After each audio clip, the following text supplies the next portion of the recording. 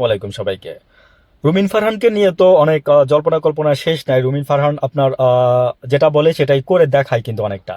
গত 17 বছর উনি বিএনপির জন্য যা করছে, আদা জল খেয়ে রুমিন ফারহান বলছে দেনা পাওনা তো শেষ, দেনা পাওনার কিছুই নাই আর। তো আমার ওই যে হাঁস, আমার হাঁস কিন্তু আমার আমার মার্কা কিন্তু আমার এই কর্মীরাই বা আমার যে যারা আমাকে ভালোবাসে তারাই কিন্তু আমাকে নির্ধারণ করে দিচ্ছে। আমি কিন্তু রুমিন ফারহান হাঁস পালে এটা ঠিক আছে। উনি ব্রাহ্মণবাড়িয়ার জীবননগরের মেয়ে তো, জীবননগর ইসলামপুরের। আচ্ছা, যাই হোক, ওইখানে আমার বিস্তারিত এই এত কিছু বলা আমার উদ্দেশ্য না। উদ্দেশ্য যেটা হচ্ছে সেটা হচ্ছে যে উম, উনি কখনোই আর বিএনপিতে ফেরত যাবে না। আমিও বলছিলাম যে রুমিন ফারহান আপা, আপনার যদি লজ্জা থাকে আপনি কখনোই আর বিএনপিতে ফেরত যাবেন না। তো উনি ইদানিং মুখ খুলছে এটা নিয়ে। উনি বলছে যে না, আমি আসলে আর বিএনপিতে যাওয়ার আমার কোনো ইচ্ছা নাই। সংসদে তো বসতেছে।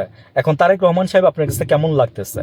আপনি জাস্ট ওই যে বলছিলাম যে প্রেসক্রিপশন কোনো জায়গা থেকে আসছে, সেই প্রেসক্রিপশন অনুযায়ী আপনি কাজ করে আপনি রুমিন ফারহানকে আপনি না বুঝে আপনি বাদ দিয়ে দিচ্ছেন।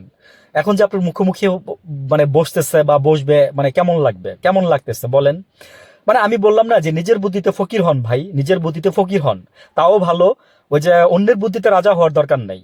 আমি তারেক রহমান সাহেবকে যদি আমার কোনো পরামর্শ বা কিছু বলার থাকে তাহলে আমি এইটুকুই বলবো যে নিজের বুদ্ধিতে ফকির হওয়া ভালো। আর আমি জানি না আপনি কার বুদ্ধি শুনে শুনে আপনি এরকম করতেছেন। আর রুমিন ফারহানের কথা বলতে গিয়ে আমি অবশ্য অন্য প্রসঙ্গে ঢুকে গেছি। তো রুমিন ফারহানের সম্পর্কে আমি আরেকটু বলি, সেটা হচ্ছে যে উনি একটা কথা যে 44 বছর হয়ে গেছে উনি এখন পর্যন্ত কোনো বিয়ে করতেছে না।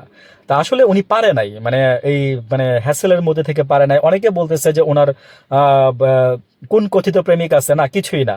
শোনা যায় আর কি, যে বা শোনা গেছিল যে উনি যখন লন্ডনে ছিল তখন পাকিস্তানি কোনো এক নাগরিকের সাথে তার হয়তো বা রিলেশন ছিল।